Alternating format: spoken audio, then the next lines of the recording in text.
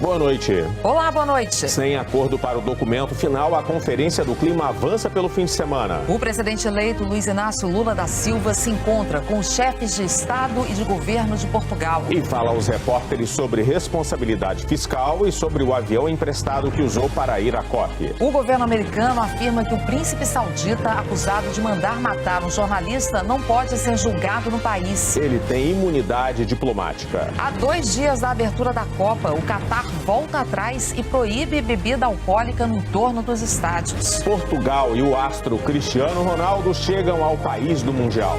Em 30 segundos, no Jornal Nacional.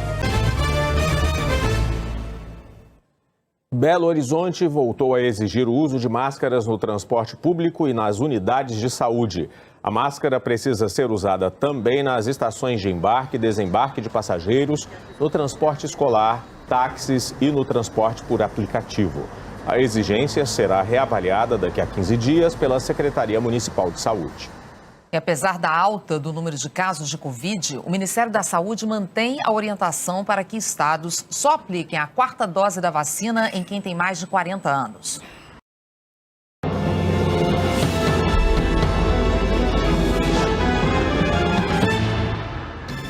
Bolsa de Valores acumula queda de 3,1% e dólar alta de 0,85% na semana do anúncio da PEC do estouro. Em Portugal, o presidente eleito Luiz Inácio Lula da Silva afirma que o governo não precisa atender a todas as demandas do sistema financeiro para ter responsabilidade fiscal. E nós vamos voltar a ser responsáveis do ponto de vista fiscal, sem precisar atender tudo o que o sistema financeiro quer. O coordenador de grupos técnicos do Gabinete de Transição reafirma que ministro da Defesa será civil. Copa do Mundo. Há 2 dias do começo do campeonato, o Catar anuncia a proibição da venda de bebidas alcoólicas dentro dos estádios e nos arredores. Já no Brasil, a indústria projeta crescimento de 8% nas vendas de cerveja durante o Mundial.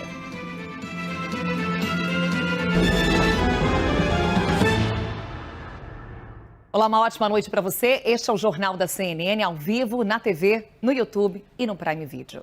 E começamos essa edição com a notícia que vem tomando conta do noticiário nos últimos dias: a PEC do estouro. O Gabinete de Transição estuda rever um trecho do texto que poderia abrir um espaço de 23 bilhões de reais para o atual governo.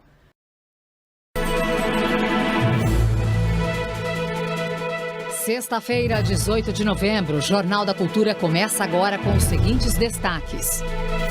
Na volta da Conferência do Clima, o presidente eleito faz escala em Portugal e se encontra com o presidente Marcelo Rebelo de Sousa e o premier Antônio Costa. Lula falou pela primeira vez sobre a carona no jato de empresário. Se o Estado brasileiro fosse democrático e a gente tivesse um presidente responsável, quem sabe ele tivesse oferecido um avião da FAB para me levar. O coordenador técnico da transição, Aloysio Mercadante, afirma que o novo ministro da Defesa deve ser um civil e não um militar. Comissão do Senado discute proposta de ensino em casa. O projeto faz parte da pauta ideológica e do desmonte do ensino público do governo Bolsonaro. Após entrar na equipe de transição do novo governo, Maria Alice Setúbal vira o novo alvo de ataques bolsonaristas. Rede social Twitter determina o fechamento temporário de escritórios. O dono da plataforma, o bilionário Elon Musk, disse não estar preocupado com a saída em massa de funcionários. Falta de acordo prorroga a Conferência do Clima no Egito. Países ricos não querem pagar pelos danos ambientais causados pelo aquecimento global nos países pobres. Olá, boa noite. Hoje aqui na bancada temos o pesquisador e consultor em educação Alexandre Schneider e o filósofo Luiz Felipe Pondé, diretor do Laboratório de Política, Comportamento e Mídia da PUC. E você pode participar fazendo comentários pelo Twitter na hashtag Jornal da Cultura. Boa noite, Pondé. Boa noite. Boa noite, Alexandre. Boa noite. Boa noite. Depois de 2 dias de agenda na Conferência do Clima no Egito, o presidente eleito Luiz Inácio Lula da Silva passou o dia em Lisboa, onde encontrou com o chefe de Estado e o primeiro-ministro de Portugal. Boa noite para você. Sextou, sexta-feira, dia 18 de novembro. Boa noite, tá? Seja muito bem-vindo, bem-vinda ao UOL News. Você é sempre convidado a participar aqui com a gente, marcar a hashtag UOL News ou então comentar as nossas lives. Estamos ao vivo agora no UOL, também nas nossas redes sociais, Facebook, TikTok, na Twitch e no YouTube. Lá no YouTube tem uma live, não, além da live tem também uma enquete que você pode votar. A pergunta vai aparecer aí na tela, é essa: você é a favor da prisão especial para quem tem ensino superior? Sim ou não? Assunto em pauta hoje aqui no programa. Já a gente vai trazer mais detalhes dessa votação lá no Supremo. Antes, vamos falar sobre a equipe de transição. Aliás, a equipe do gabinete de transição do presidente eleito, de Lula, tem o dobro de homens em relação às mulheres. Dos nomeados até aqui para a coordenação do gabinete de transição, conselho político e os 31 grupos técnicos, são 207 homens e 113 mulheres. Durante a campanha, aqui no debate do UOL, Lula foi questionado sobre nomear um ministério paritário entre homens e mulheres, mas, apesar da pergunta, nesse dia, no debate da Band, do UOL, ele não se comprometeu. Bom, fato é que a gente vai conversar agora com uma das mulheres que fazem parte da transição, Sheila Carvalho, que é advogada da Coalizão Negra por Direitos e está no grupo de segurança pública. Com a gente para essa entrevista, Leonardo Sakamoto. Muito Os pingos nos is. Jovem Pan. Olá, muito boa noite, são 17 horas e 59 minutos. Seja bem-vindo, já estamos no ar. Começa aqui mais uma edição de Os Pingos nos is. Hoje, sexta-feira, dia 18 de novembro de 2022. Estarão por aqui José Maria Trindade, Fernão Lara Mesquita, Coronel Gerson Gomes, Paulo Figueiredo e o Roberto Mota. Vamos aos destaques do programa de hoje. Caminhoneiros voltam a fazer bloqueios em rodovias federais. Ordem dos Advogados Conservadores do Brasil pede implementação do artigo 142. E Randolfo Rodrigues imita Barroso em aeroporto. Isso e muito mais agora, aqui em Os Pingos nos Is. Opinião. Hora de colocar os pingos nos is. A Polícia Rodoviária Federal informou nesta sexta-feira que manifestantes voltaram a bloquear rodovias federais. Os protestos em estradas começaram após o TSE declarar que Lula venceu a eleição de 2022. De acordo com o balanço, há bloqueios que impedem completamente o tráfego de veículos e uma interdição, comprometendo parcialmente o fluxo. Os atos têm mais força em Mato Grosso e Rondônia. A Confederação Nacional dos Trabalhadores em Transportes e Logística informou ter consciência de atos e manifesta-se contra esses protestos. No último sábado, o ministro do Supremo Tribunal Federal, Alexandre de Moraes, determinou o bloqueio das contas de 43 empresas e pessoas físicas por supostamente financiarem atos. A decisão foi noticiada nesta quinta. Moraes determinou que a Polícia Federal colha depoimentos de todas as empresas e pessoas listadas. Na decisão, o ministro citou o deslocamento de 115 caminhões para o QG do Exército em Brasília, onde os manifestantes se concentram. Mas o destaque a gente abre. Programa de hoje. Copa sem cerveja.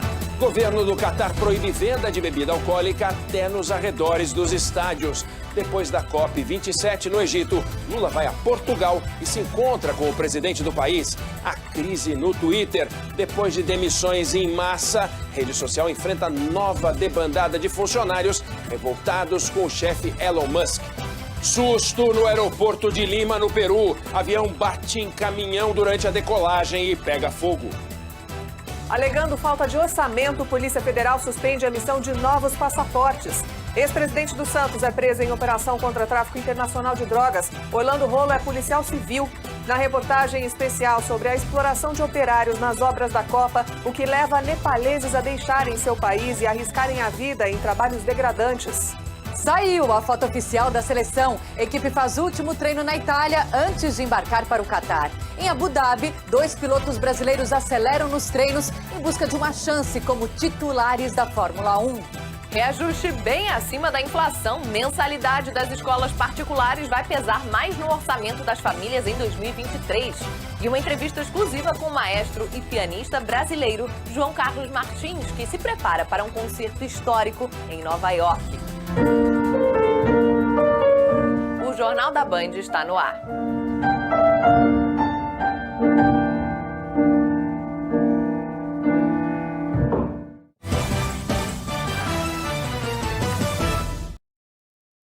Veja hoje no SBT Brasil. Ex-presidente do Santos é preso em operação contra o tráfico de drogas.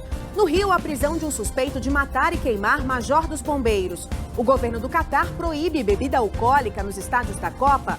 Aumenta o número de brasileiros que separam lixo reciclável. Sem acordo, Conferência do Clima terá negociações estendidas durante o final de semana. E Lula é recebido pelo presidente de Portugal e se reúne com o primeiro-ministro do país. É já já. Olá, boa noite. Boa noite, seja bem-vindo ao Rede TV News. A polícia prendeu um homem suspeito de ter mandado matar um empresário que estava desaparecido desde a última quarta-feira no ABC Paulista. A vítima foi condenada à morte no Tribunal do Crime. Veja agora os outros destaques desta edição. Depois de participar da COP27 no Egito, Lula se encontra com o presidente e o primeiro-ministro de Portugal em Lisboa. Uso de máscara volta a ser obrigatório no transporte público e em unidades de saúde em Belo Horizonte. É a primeira capital do país a retomar a exigência. Escritórios fechados até segunda-feira. Decisão de Elon Musk gera nova crise no Twitter. Há 2 dias do Mundial, Catar proíbe consumo de bebida alcoólica dentro e nos arredores dos estádios da Copa. Essas e outras notícias você vê aqui no Rede TV News. A polícia do Rio de Janeiro prendeu um homem suspeito de envolvimento na morte de um bombeiro que denunciou a ação de traficantes numa comunidade de São João de Meriti, na Baixada Fluminense.